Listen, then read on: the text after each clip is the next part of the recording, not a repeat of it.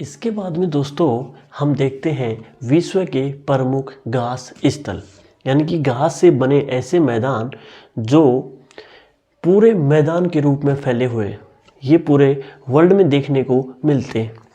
मुख्यतः ये दो प्रकार के होते हैं, उष्णकटिबंधीय घास मैदान यानी कि ट्रॉपिकल ग्रासलैंड, और सेकंड इज शीतोष्ण घास मैदान यानी कि शीत प्रदेशों में पाए जाने वाले ऐसे मैदान जहाँ पे ये मैदान जो बने हुए हैं वो किससे बने हुए हैं, घास से बने हुए हैं।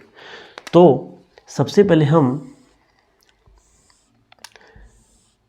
ये तो हो गए उष्ण कटिबंध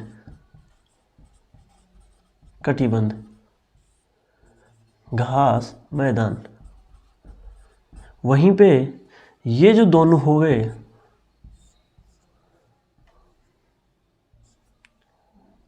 ये दोनों, इन दोनों को बोलते हैं हम शीतोष्ण। पृथ्वी के कर्क रेखा और मकर रेखा के मध्य पाए जाने वाले जितने भी घास के मैदान आते हैं वो उष्ण कटिबंधीय घास के मैदान पाए जाते हैं। वहीं पे ये जो उच्च अक्षांशों और मध्य अक्षांशों के मध्य पाए जाने वाले मैदान जो होते हैं वो शीतोष्ण घास के मैदान होते हैं। बात करें हम सबसे पहले उष्ण कटिबंधीय घास के मैदानों के बारे में, तो सबसे पहला आता है इसमें जो काफ़ी फेमस है, अफ्रीका का सवाना मैदान। यानी कि अफ्रीका का जो सवाना है वो वर्ल्ड में सबसे फेमस मैदान है, किसका, घास का। अफ्रीका में ये पाया जाता है यहाँ पे। वहीं पे बात करें हम दूसरे की, तो उष्ण कटिबंधीय का दूसरा जो मैदान है उसका नाम है कंपोस। कंपोस जो है वो ब्राज़ील की जो हाईलैंड उच्च भूमि है उसके यहाँ पे पाया जाता है और इसका नाम है कंपोस। वहीं पे वेनेजुला का जो नाम आता है लानोस, यहीं पे वेनेजुला है, यहाँ पे पाया जाता है। मैं नंबर डाल रहा हूँ, 1, ये 2, 3, और वहीं पे अमेजन बेसिन में पाया जाता है सेलवास, तो यहाँ पे नंबर 4। तो 3 मैदान तो पाए जाते हैं उष्ण कटिबंध के, पाए जाते हैं दक्षिणी अमेरिका महाद्वीप के अंदर, और एक पाया जाता है अफ्रीका के अंदर। ऐसा नहीं है कि ये यहाँ पे नहीं पाए जाते होंगे, लेकिन इसका जो अंश है वो मुख्यतः अफ्रीका और दक्षिण अमेरिका के अंदर ही देखने को मिलता है। वहीं बात करें हम शीतोष्ण घास के मैदानों की, तो मुख्यतः ये घास के मैदान जो हैं उत्तरी अमेरिका और कनाडा के क्षेत्र में मिलते हैं, तो इनको बोला जाता है प्रेरी घास के मैदान। वहीं पे उरुग्वे और अर्जेंटीना, पहले की बात करें तो ये जो लाइन है कर्क रेखा भारत के मध्य से गुजरती है, ये तीनों लाइनें यहाँ हो गई। यहाँ पे तो पाए जाते हैं कौन से, उष्ण कटिबंधीय, ये चारों यहाँ पे पाए जाएंगे। अब इनसे जो ऊपर पाए जाएंगे ये कर्क रेखा हो गई और ये हो गई मकर रेखा।